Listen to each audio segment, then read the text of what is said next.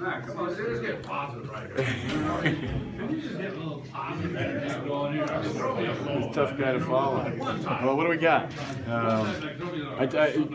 Del Conte, he told me to find my South championship ring, so I found these. I didn't know where they were. My wife had put them away somewhere, so my wife found them, and so we got our Southwest Conference championship rings. So my mother-in-law gave me a thing for Christmas a while back, where it was like a ring holder. So all of our championship rings over the years, Northern Arizona, Hawaii, Pittsburgh, he kept in there. So that's where they were. Now I don't sit at home looking at them, but I did want to bring these by for Chris and show our players. The ones from Pittsburgh are much bigger, and so it shows how times change. Just like the shorts have gotten longer and bigger, the rings got much bigger too over time.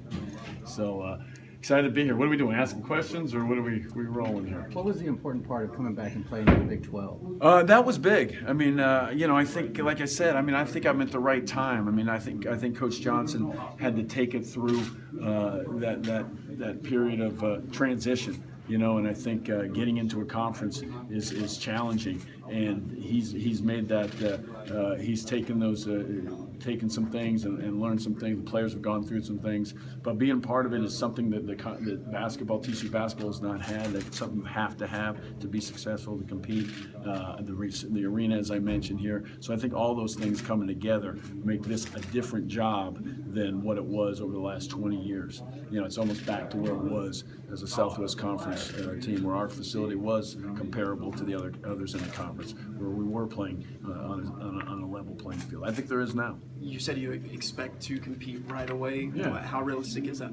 Well, I know nobody believes this, because you got to look at where the records were, but that's how we have to think, and that's how we're going to prepare, and we're going to go after it and get after it. A lot of teams lost some players. We got a lot of guys returning, some guys with some injuries, and like I said, they were well coached, they were disciplined.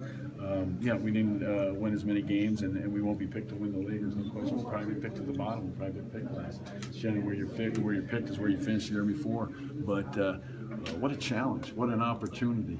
And to be able to do that at the place I went to school, my alma mater. I mean, who gets that opportunity? So it's exciting for me. Is it easier to come in with lower expectations? You may have lower expectations. I don't, and I certainly have to instill our players that they don't. I mean, I want higher expectations. We had that at Pittsburgh. I mean, that's a good thing. It's funny at Pittsburgh. Sometimes, you lost that game, and people can. I don't want to be in a program with low expectations. I want high expectations. So whatever they may be from outside people or our fans, whatever, we've got to raise the bar. We got to raise it for our players. You can't go in as a player and have low expectations, and they're going to feel that. So for our fans, we need to embrace this. I mean, we're not here to rebuild this year. You talked about your ability, your desire to sell this school. Mm-hmm. Recruiting was one of the areas where you were criticized during your time at Pitt. Right. Why will here be different? I don't always be criticized. It's part of the deal. There's nothing wrong with that. That's a good thing. That's a good thing. I'm again for here. Just so I can speak on this right now, because this is the facility, the arena, location, players in the area. Those are things that excite me. And again, it's not going to be about the rankings that this guy's ranked here. Character matters, and that doesn't show in that number. Unselfishness, toughness, winning, that stuff doesn't show in those numbers. Yeah, there's some, the guy that's ranked 1, and obviously we know that Ben Simmons can play. That one's not hard to figure out, but there's some guys, and evaluating comes out. It still comes down to evaluating. I mean, you got the guy right next door that I hung out with all morning. I mean, evaluating. Gary Patterson, he knows to evaluate. He knows what works. He knows what wins.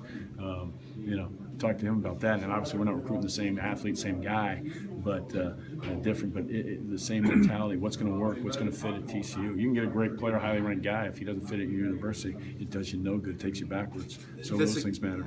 The success that you had at Pitt is obvious, but what will be the staple of the Jamie Dixon at TCU? Oh, as far as style of play, we've always adapted. There were some teams where we were the best in the country defensively. There were teams actually when people didn't realize we were the most efficient team in the country offensively. Our numbers, as far as points per possession, were amongst the best in the country. And there was a stretch for 5 years we were the best in the country, if you go by offensive efficiency. So, you got to adapt to your talent. We're not going to get locked into one style all the way through. We want to play hard. we're going to be unselfish. And I said the other thing is just smart. We got to be smart. We got to play together. They got to love playing with each other. These guys are close. I mean, that was something I asked you. Are you guys close? Do you like each other? Do you hang out? I mean, and this thing, but you got to be able to challenge each other at the same time. Be able to push each other at the same time. It can still be close, but there's going to be some times when you butt heads, you compete, and you get after it, and you walk away, and you shake hands, and you get back after it again. What was the balance of right time to come to TCU, right time to leave? 17 years was there. Just the opportunity. I think the biggest thing, you know, I've been offered jobs, obviously been talked to, but you don't. And I said this up there in Pittsburgh, and I don't know that it came. They got it right. And when you talking process after the season, it's 1 or 2 days. You got to figure, and you don't even talk to the chancellor. You don't even get to know the athletic director. You know, but here I knew the people. I've known the chancellor for, you know, since the day he got here. Scott, Chancellor Bossini, I've known him since he got here, and Chris. I mean, I've known Chris for 30 years. So to me, I said it earlier, it's about who you work for, and that's the most important thing. And I just, if I was going to move, this was the right place. I mean, obviously I've had opportunities. 17 years I've been there, so I've shown a willingness to stay put and battle and get through the tough times. And it was hard too, because we had 420 team that went to the tournament, returning 5 of our top 7, 7 of our top 9, 2 guys redshirting, sitting out that we're counting on. So I thought it was the right time for the program there too as well. Assistant Brandon Knight thought he was ready to take the job, kind of how I got the job. That factored in. So I get, I've had a number of interviews at different times, and I don't get all these reasons, but there was a lot of reasons. But that was the right time. Again, NCAA tournament team with 5 of their top 7 comebacks, 7 of their top 9, 2 good players redshirting. The assistant Brandon Knight was ready. I just felt it was the right time. I wanted to leave Pitt in a good place too, and it's in a very good place. You've coached in the Big East and the ACC, and the Big 12 likes to say right now that it's the toughest conference. It obviously has a pretty tough roster of coaches. What's your assessment just coming down here and starting in the Big 12? I think we got in the ACC. I went against I think the Hall of Famers 4 nights in a row, 4 games in a row. This is the one that's building Hall of Famers. I think it's in the process of naming a few here shortly. What a challenge, what an opportunity, and hey, when Chris and I talked about the TCU to the Big East with the eye on getting to the Big 12, it was about playing against the best people in the world, the best people in the country, and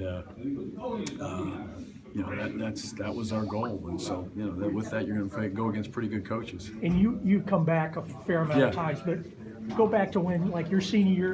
I mean, I know you said that the facility was pretty good, but it was kind of dark, and it wasn't up to snuff. And all the facilities had been built since you were on campus, and now back. And I'd be honest with you, probably the basketball arena was the last place I went into to see, because I've been there and seen that. So I hadn't really seen it over the years. It was Chris was taking me around to some new thing that he had built, and the new garbage disposal, whatever it may be. He was taking me to something new, and I said, I thought that was new, and you're tearing it down. Is what I've said a few times since I've been here again. But he, these other facilities. You knew that eventually basketball was going to get to that point, get that spot, and so fortunately I'm here at that right time. So.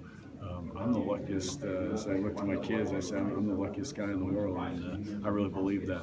Timing was right. Timing was right for Pittsburgh's in a good place. We're in a good place. You bring your assistants with you? No, we're working on that. Take it slow. I was talking to Ben Howland, and there's no rush right now, and just figure it out. We got some recruits coming tonight on campus, so we don't have to. We're not suiting up tomorrow. How can the Gary Patterson roadmap help you in any way, shape, or form? Yeah, I mean, it was part of the deal. Gary, he's got to open up the notebooks, man. He's got to give me his notes. He's got. I mean, you got all these resources that we talked about. That's a resource. That's a guy that's got it done with athletes, with guys throughout Texas, with players, with kids throughout. So I mean, you know, it's I'd be foolish not to reach out to him. And thankfully, we've been friends for a long time, and he's came first thing this morning. He was down to catch up, and I followed him around on football. Met Andy Dalton. I never met Andy Dalton, so I watched him, and I got a chance to talk with him. So that was cool to hang out with him. And even though I was living in Pittsburgh, and Pittsburgh was so happy he got that he wasn't able to play. They wanted him to get healthy the day after they played in the playoffs this year. So You said there was a moment when you